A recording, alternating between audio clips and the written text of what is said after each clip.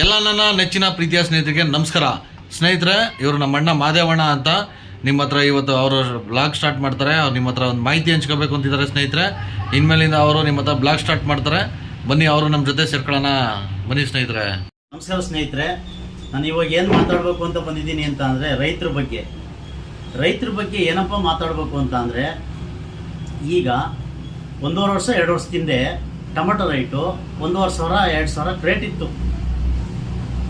Tomato right ಜಾಸ್ತಿ ಇದೆಯಲ್ಲ ಅಂತ ಅಂದ್ಬಿಟ್ಟು ನಮ್ಮ ಹುಡುಗ ಒಬ್ಬ 1 ಎಕರೆಗೆ ಟೊಮೆಟೊ ಹಾಕಿದಾಗ 1 ಎಕರೆಯಲ್ಲಿ ಟೊಮೆಟೊ ಇಳುವರಿ ಬರುವಷ್ಟರೊಳಗಡೆ ಟೊಮೆಟೊ ರೈಟು ಕುಸ್ತೋಯ್ತು.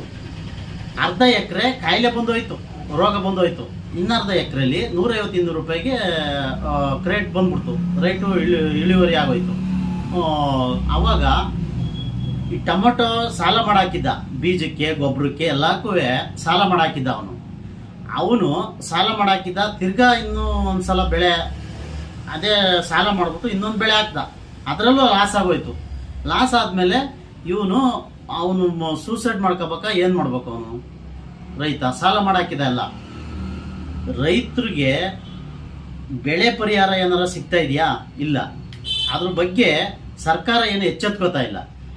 ಅವ್ರಿಗೆ ರೈತರಿಗೆ ಏನು ಸಿಗ್ಬೇಕು, ಬೆಳೆ ಲಾಸದ್ದು ಏನು ಸಿಗ್ಬೇಕು ಅನ್ನೋದನ್ನ ಯಾರು ಅಧಿಕಾರಿಗಳು ನೋಡಿ ಅವ್ರನ್ನ ಗುರುತಿಸಿ ಇದು ಮಾಡಿ, ಇನ್ನು ಸಾಯ್ಬೇಕೋ ಉಳಿಬೇಕೋ ಅವ್ರ ಬಗ್ಗೆ ಯೋಚನೆ ಮಾಡಿ ಸರ್ಕಾರದಿಂದ ಏನು ಸೌಲಭ್ಯ ಇದೆ ಅದಕ್ಕೆ ತಲುಪಿಸಂಗೆ ಮಾಡಿ ಅಂತ ಕೇಳ್ಕೊತೀನಿ ಸರ್ಕಾರಕ್ಕೆ, ದಯವಿಟ್ಟು. ಮತ್ತೆ ಏನು ಅಂತ ಅಂದರೆ, ಈಗ ಅಕ್ಕಿ ರೈಟು 85 ರೂಪಾಯಿ ಇದೆ. ಅದೇ ಇನ್ನು 10 ವರ್ಷದ ಕೆಳಗಡೆ 25 ರೂಪಾಯಿ 20 ರೂಪಾಯಿ ಅಕ್ಕಿ ಸಿಗ್ತಾ ಇತ್ತು. ಹಿಂಗೆ ಮುಂದಕ್ಕೆ ಹೋದ್ರೆ, ಇನ್ನು 10 ವರ್ಷ ಮುಂದಕ್ಕೆ ಹೋದ್ರೆ 200-300 ರೂಪಾಯಿ ಆಗೋಯ್ತದೆ ಅಕ್ಕಿ ರೇಟು.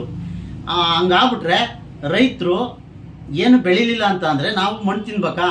ಎಲ್ಲ ಬಂದು ಬೆಂಗಳೂರು ಸೇರ್ಕೊಂಡ್ಬಿಟ್ರೆ ತುಂಬ ಕಷ್ಟ ಆಗುತ್ತೆ. ಯೋಚನೆ ಮಾಡಿ, ರೈತರಿಗೆ ಬೆಂಬಲ ಕೊಡಿ ದಯವಿಟ್ಟು. ಆ ಸರ್ಕಾರದಿಂದ ಏನು ಸೌಲಭ್ಯ ಇದೆ ಅದನ್ನು ರೈತರಿಗೆ ತಲುಪಿಸಂಗೆ ಮಾಡಿ ದಯವಿಟ್ಟು ಯೋಚನೆ ಮಾಡಿ. ಇನ್ನು ಮುಂದಿನ ವಿಡಿಯೋದಲ್ಲಿ ಸಿಗೋಣ. ಜೈ ಹಿಂದ್, ಜೈ ಕರ್ನಾಟಕ ಮಾತು.